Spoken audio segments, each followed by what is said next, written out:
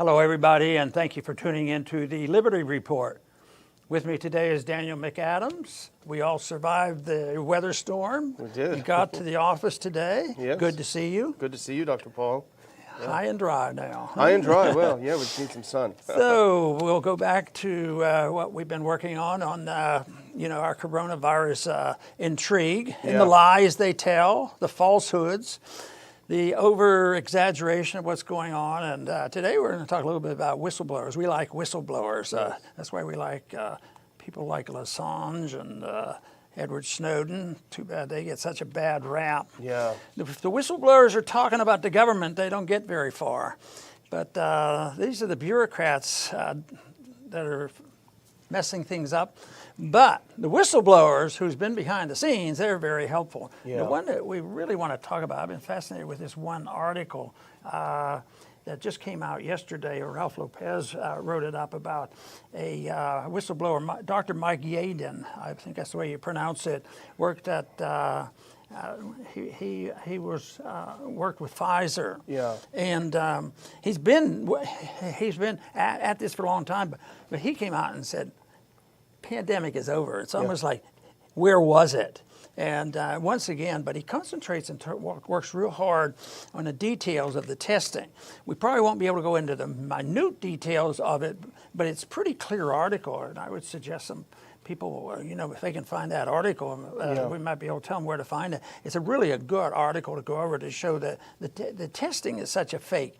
And so much has been done that is based on testing that was totally unreliable. There was one case where there were 400 cases in Boston that were completely wrong, and they had to throw them out. And yet they keep using the same test. And this is what he emphasized: the false test, and then they go off overboard in lockdown, and it's such a distortion, such a joke about data. It's not providing data. It's not presenting the truth. It's all biased. And the question, of course, we continue to ask is, who can we really put the guilt on? Because there's a lot that are complicit with this, and a lot of victims. I still feel like you have also expressed the unhappiness we see when the people who suffer, the kids, and the people who lose their jobs. And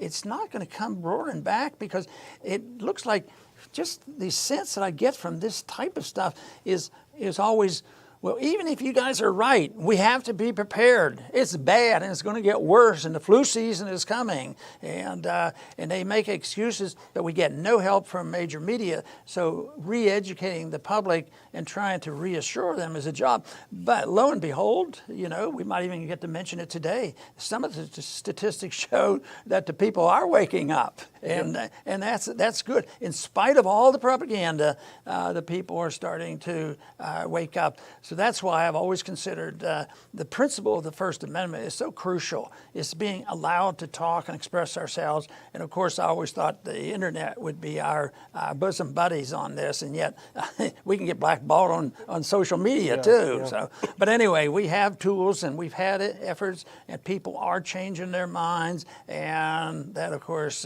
pleases me.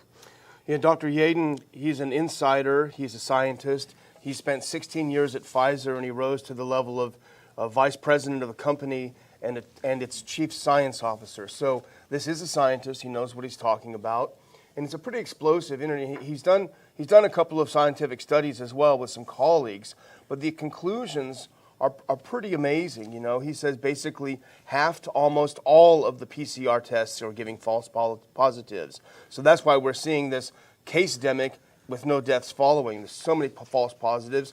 He said the threshold for herd immunity may be way lower than they're claiming. We may have actually reached it.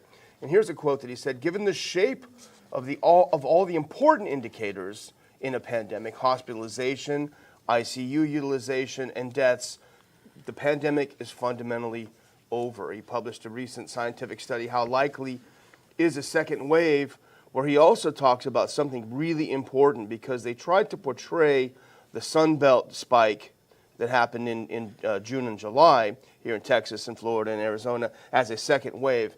He says, in fact, there is no second wave. There has not been a second wave for coronaviruses like MERS and SARS. It doesn't happen that way. And in fact, what it is just different geographical parts of the country and the world see an increase and decline at different rates because of, for a variety of things. So there's plenty of other things that he said we'll talk about, but it's really fascinating to see an insider, and in fact, we have another one we'll talk about in a second, two insiders blowing the whistle on what's going on. Well, he has quoted a story, and we have quoted this story too, but I want to mention it again because I see what he was trying to do, and is to tell the truth, and that is to discredit the lies. And this testing is the big lie, but we've known that for a while, even statistically and everything else when they claim it's just a mistake and whatnot. But this is the one that we've used before, but this should be enough to make people wake up and say, why does anybody believe this stuff? And the most famous incident of PCR test unreliability, of course, was when the president of Tanzania revealed to the world that he had covertly sent samples from a goat, a sheep, and a pawpaw fruit to a COVID test lab. They all came back positive for COVID. Yeah. Why shouldn't that just blow their cover? And yet, they're still using them all, and they don't go back and say, "Oh, we can't handle this." And now that there are more people coming forth on the testing and how unreliable, they're not really testing what they're supposed to be testing, and yet all the decisions made for lockdown have been based on these falsehoods. And his article even mentioned that they thought we were, at that point of herd immunity, and that. He cites also Sweden, how well they have done, and we should be looking at that, maybe and change policy. But first, we have to change the minds and get the attention of our governor. Yeah, that's what we're trying to do. Well, there are three problems with the test, as the doctor pointed out as well. The first, there's a lot of tests that were made in China. A lot of them are putting out false positives. I know it's shocking, but not the best quality stuff coming over from China. The second is the threshold for taking a positive is skewed. It's skewed toward finding positives. The third is also what it tests for, the PCR test. And we've talked about it before. The doctor talks about it as well, that he says it simply tests for the presence of partial RNA sequences that are present in an intact virus. He points out some subjects remain PCR positive long after the ability to culture a virus from swabs has disappeared. So these people are in no sense sick, they're in no sense actual cases, and they are not communicable. They don't spread the virus, but these tests pick up these little tiny drops of the RNA sequences and say, oh, positive, positive, positive.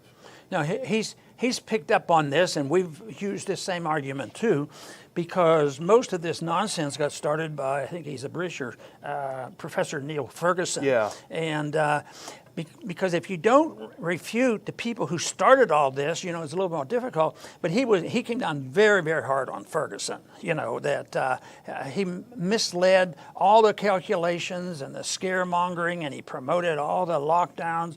And we've heard less from him, so I don't know whether they've chased him off or not. But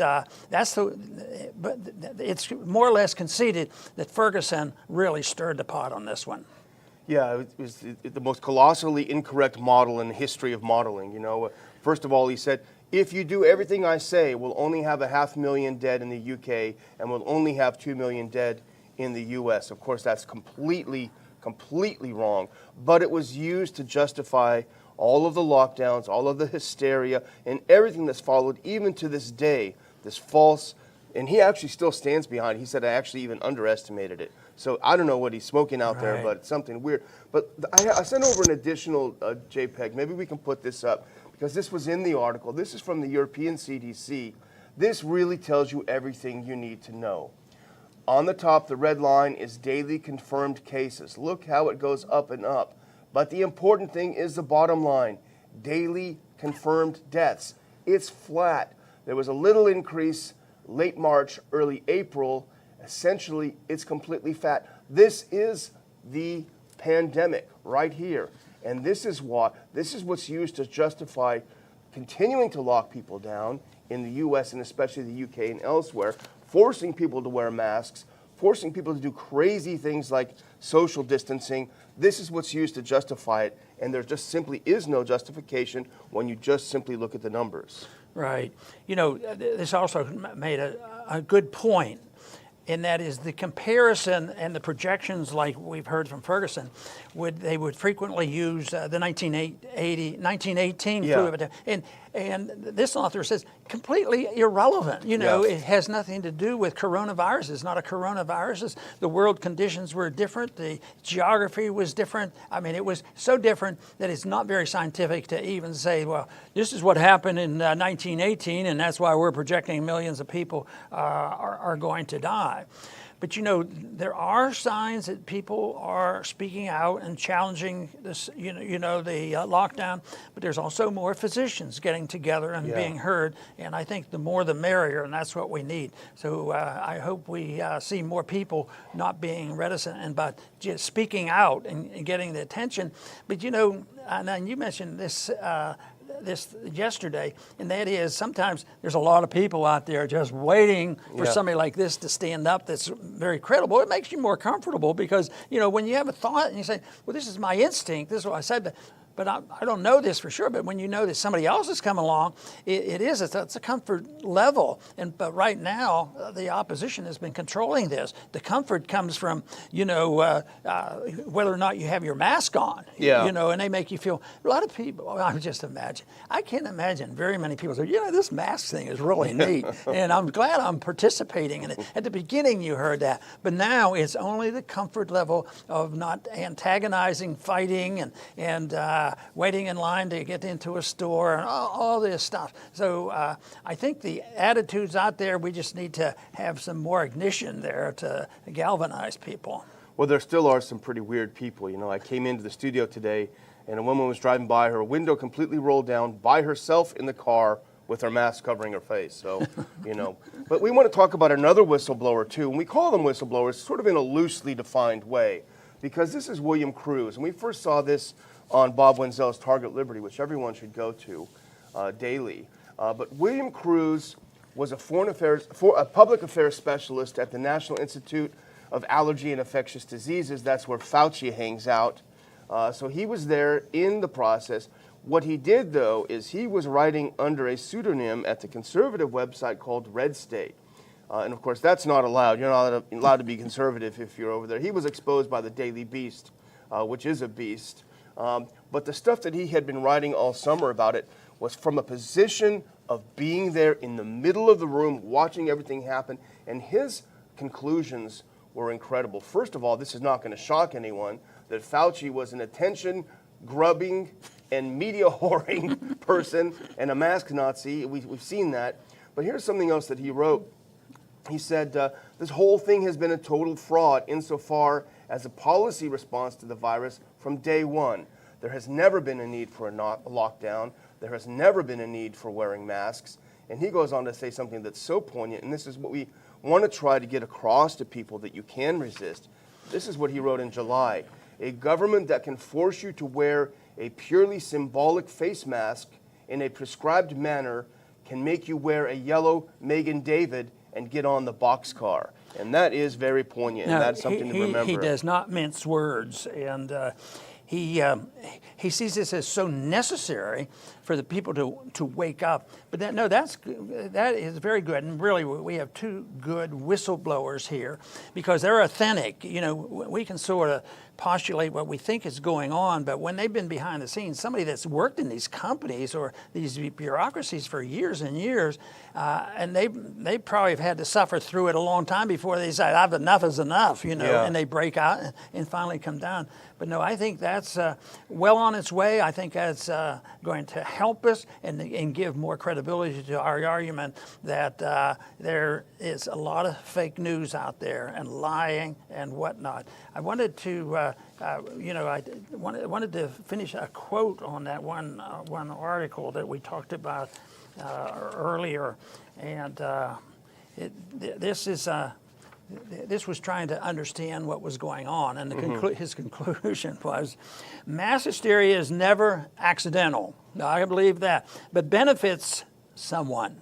Yeah. And the only question left, who's benefiting? Yeah. But our listeners and supporters, I think they have a strong opinion about that. They have voiced their opinion, and they're different. But the one thing we can say, they're not friends of liberty. Yeah, yeah. They're the opposition. They're the ones who would like to control us, in a political way, and they want to control power, and they want to control the money, and that's really what this is all about. But we're at a crossroads right now, because if we don't break this up and they move into the next season, because they're going to lose the fight on trying to prove that we're wrong scientifically, because we're right on the science of this, but that doesn't mean they're going to stop. They're just going to be moving on to the next epidemic and create more noise, and people will still be out there and frightened, because it'll be a new thing. Maybe this is the real thing. So, but we're going to keep plugging away on trying to find these friends that are willing to reveal the truth to us. Yes, indeed. Well, it shouldn't be a surprise then, the next thing we're going to cover. Consider the fact that the truth is breaking out, despite the fact that they're doubling down on the lies. And this is the continuing monitoring by Axios Ipsos of the public's attitude toward the vaccine. Let's put up that next graph. This is incredible. Percent of people who say they are likely to get the first generation COVID-19 vaccine as soon as it's available. Look, across the board, Democrat, Republican, and the total, look at how it's absolutely plummeting since mid-August to where we are here toward the end of September. The support for getting that initial vaccine is just not there. Only 13% of the people they surveyed said they'd be willing to try it immediately. So, if I were advising the president, I would tell him to don't sell this as a silver bullet, because Americans do not want the vaccine. And there's a flat out 60% plus says that absolutely no, and I think that is growing. So that we have to keep after. So we need to move on to our next little. I think we got some good news from Pennsylvania, right? Oh yes, the governor up there. Used to be my state up there. Boy, what a mess that is. No, he's fine. He gave those horrible regulations, and then we had somebody had opposed it, and they won it in court. Yeah. And now and they said that you can't do this. The judge ruled unconstitutional. Yeah. You can't do all this stuff. And it was like a breath of fresh air to hear that judge recite, his finding. But I don't think the governor was too happy with that, so he moved for a stay of this to cancel that move out, and that's where they are now. But they will appeal it. They're not going to give up easy on this, because if this whole thing falls apart, to think that this should be debated on whether or not the governments, any government level, can arbitrarily just line up and say, well, you can be open, but you can't be open. I don't like you, I like you. And just arbitrarily lay down these regulations and to roll over for this. But it's always fear. Yeah. It's fear and hysteria. People are going to die if you don't do this. And that's what the governor's still using. He's using the argument, if we don't get to put these regulations on, a lot of people are going to die. But the whole problem is we have the evidence to show that if you keep putting these regulations on, there are more people going to die. And I think the numbers support that position, that there's more deaths now from the lockdowns than it would have been from the virus. I don't even think it's a contest anymore. Yeah, it is important. I mean, it's a federal judge. We talked about it last week. A federal judge ruled it was unconstitutional to do what Governor Wolf was doing in Pennsylvania. He said, I need to stay, put this aside. And they refused to even hear it, and they cited a number of different inconsistencies that led them. So that is good news, and let's hope not only does that stay as it is, but to be repeated throughout the country. We need a little bit of some federal judges here in Texas making the same rulings. I had a couple of small things. One of them, because you were talking about people will die. Well, yes, as we said yesterday, we talked about the diabetes deaths and the diabetes problems. Let's put up this next one, and this is not going to surprise anyone. It shouldn't surprise anyone. This is from the week. It was a few days ago it came out. Coronavirus isolation may be contributing to thousands of excess dementia deaths in the U.S. And I highlighted this one part.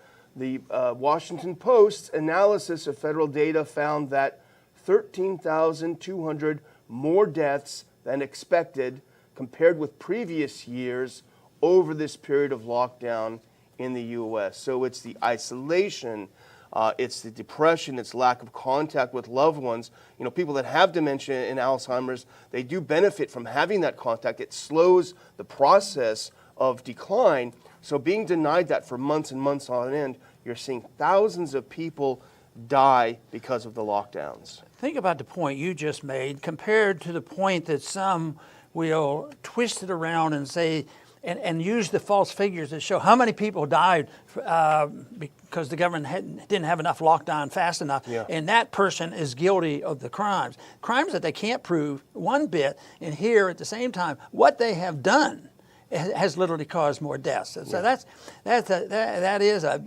big problem, I'll tell you. But I think that as time goes on, the more and more we're going to find out about that. Yeah, well, I was going to run through a couple of quick things, and this is one that hits a little close to home with my son, should be at A&M, he's studying from home. Let's look at this next one. So they launched a random testing program for Texas A&M students because this was going to be the next tragedy, the next horror. All of the college students are going to drop dead. Well, what they're actually finding out is that the overall positivity rate is not only declining, it's almost disappearing. The overall positivity went down from 3.2 to 1.6%. They're testing as much as they can, and they're just simply not finding students that have it, that are sick, or anything. And you're not going to believe this. We just got an email from the president of this university. They're going to keep doing this in the spring semester, online classes. They're not going to let the kids back. It's amazing. Well, let's look at something that actually is a problem. Let's look at this next clip and compare the two. We talk about college students. This was a good tweet from a doctor. U.S. college campus deaths related to alcohol poisoning, 1,800 annually. U.S. college student deaths from COVID-19, less than 10, with 0 in the 2021 school year. And for this, they are shutting down the universities, shutting down the colleges. I want to do a couple real quick things on let's look at that next one really quick, Dr. Paul. This is interesting. The hardest lockdown in the world was Argentina. They locked down in March, and look what happened to their deaths. If these lockdowns are so wonderful, then why do they have one of the worst death rates in the world? Let's look at the next one really quick. This is cheating in Texas. We talk about this a lot. Those two gray areas you see below, those are legacy tests that are thrown in to make it look worse. The reality is only 1.4% positivity. They're cooking the books. Here's another one. Let's go to the next one real quick. This is the report from yesterday from our friend Alex Rodriguez. 39 dates revised. These tests are 4 weeks old, and some of them are as old as 6 weeks old. But the reported fatalities are down 41.7% when you look at day of death. And that's important. They're laundering the death certificates. Governor Abbott's doing nothing about it. Let's do the next one really quick. And this is my final thing, Dr. Paul, reminding our parents, look into homeschooling, look into the Ron Paul curriculum, ronpaulhomeschool.com. You're going to get some good bargains. Tom Woods is going to give you some discounts. Self-paced. The kids love it, and they learn a lot of good stuff. That sounds like a good program. Yeah. Very good. You know, I want to close with a little bit of a comment about the medical industrial complex. You know, J&J now is the fourth company to come up with a vaccine that's almost ready. And they're Russian. There's this medical emergency completely concocted. But the medical emergency motivates people to open up their wallets, our wallets, at the force of the politicians. And it's never a big argument in Washington. How many big arguments have we heard in the last 6 months about how much money we're going to give to the drug companies? But they're out there. Are they getting $1 million or $2 or so, or $1 billion? Billions of dollars they're getting. And it's a big race, and they really probably don't even care on the long run, how many people's lives are they going to save? But it is a racket. It's a racket that goes on, and it's been known for a long time. You have the drug industry, the insurance industry, the medical industries. All of these people, are motivated to keep things going. And of course, the political chaos is also worked in there too, because the same people who are the crony capitalists are creating bad conditions, which invite, guess what, the Marxist type people to come in and grab hold of the chaos of that. So the Marxists are very much aware of this, and it's an argument for taking over. But what this is it sounds like socialists are lining up to take advantage of the chaos, and I think that is true. But it's not going to be, this is my just assessment, my estimation, it's not going to be like Soviet communism. It's going to be more of a fascist system, because we have built this mess on the combination and the cooperation of crony capitalists with socialist type of programs. And this is why you see so many of these people are getting big money, from so-called capitalists. You wonder why do these rich capitalists support some of these left-wing movements? It's because that's the way crony capitalism works, because it morphs into fascism. That's what we're on the verge of getting, and that is why hopefully we get the truth out and people say enough is enough. We don't want more government. They don't save lives, and they make us a lot poorer, and it's much better to concentrate on the cause of liberty and a sense of responsibility that we should assume. That is a much better way to go than assuming, well, just print more money. And right, even today as we speak, they're printing money like crazy and always adding to it. But there's really not a contest up there. It's supported in a bipartisan fashion, and it's a consequence, as far as I'm concerned, of 100 and some years of indoctrination by our universities and all the stuff that has gone on. The people go along with it, and that's why it's probably 95% of the people in Congress that I met. Some of them may come across as decent individual in a social sense. You can talk to them, but not on these issues, because they have been indoctrinated by a philosophy of personal liberty and economics. That means that they want to control things. People, they told me, are too dumb to take care of themselves. It's up to us, the great politicians, to take care of them, and that is their responsibility. So it's that attitude which is the real sickness in this country, but it's failing. It gives us an opportunity to say, which way do you want to go? Do you want to go with more and more, turn us all into Venezuela and the different horrors that come from socialism? Or are we going to say, maybe the founders had a point or two. Maybe individuals should take care of themselves. Maybe local people and churches and families should resort to responsibility, rather than saying, government will take care of me. They'll send me a check, and never ask the question, where does it come from? Well, it comes not only from the people's wallets eventually, it comes from their personal liberty. That's where the real tragedy is. I want to thank everybody for tuning in today to the Liberty Report. Please come back soon.